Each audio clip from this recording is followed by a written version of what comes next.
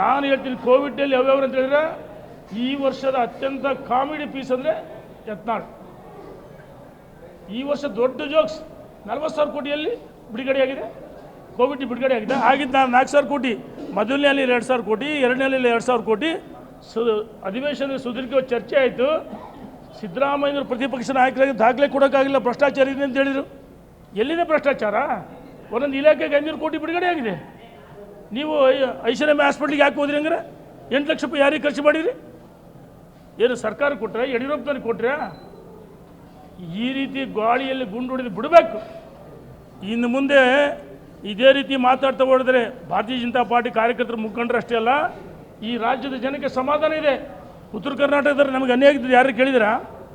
ಉತ್ತರ ಕರ್ನಾಟಕ ಅನ್ಯಾಯ ಆಗಿದೆ ಅಂತ ರಾಜ್ಯ ಜನ ಕೇಳಿದಿರಾ? ಎತ್ತಾಳಿಗೆ ಅಧ್ಯಕ್ಷನ ಮಾಡಿರಿ, ವಿಪಕ್ಷ ನಾಯಕರು ಮಾಡಿರಿ, ಯಾರು ಕೇಳಿದಿರಾ? ಉತ್ತರ ಕರ್ನಾಟಕ ಅಭಿವೃದ್ಧಿ ಆಗ್ಬೇಕಂತ ಹೇಳಿದರೆ ಉತ್ತರ ಕರ್ನಾಟಕದ ಅಷ್ಟೇ ಅಲ್ಲ, ರಾಜ್ಯದ ಜನರಿಗೆ ವಿಜಯೇಂದ್ರ ಯಡಿಯೂರಪ್ಪ ಅಧ್ಯಕ್ಷ ಆದಮೇಲೆ ಸಮಾಧಾನ ಇದೆ.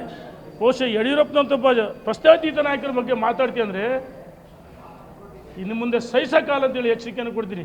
ಯಾಕೆ ನೀನು ನನ್ನ ಮಂತ್ರಿ ಮಾಡಲಿಲ್ಲ ಅಂತೇಳಿ ಈ ರೀತಿ ಅರವಿಚ್ಚಂತ ಮಾತಾಡ್ತೀರಾ?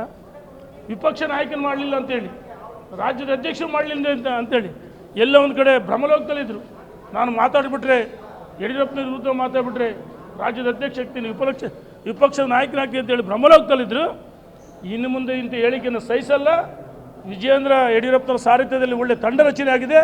ರಾಜ್ಯದ ಉದ್ದಗಲಕ್ಕೆ ಪ್ರವಾಸ ಮಾಡಿ ಕಾಂಗ್ರೆಸ್ ವಿರುದ್ಧ ಹೋರಾಟ ಮಾಡಿ ಕಾಂಗ್ರೆಸ್ ವೈಫಲ್ಯವನ್ನು ಜನರ ಮನೆ ಬಾಗಿಲು ತರಿಸ್ತಕ್ಕಂಥ ಕೆಲಸ ನಾವೆಲ್ಲ ಭಾರತೀಯ ಜನತಾ ಪಾರ್ಟಿ ಕಾರ್ಯಕರ್ತರು ನಾವೆಲ್ಲ ಮಾಡ್ತೀವಿ.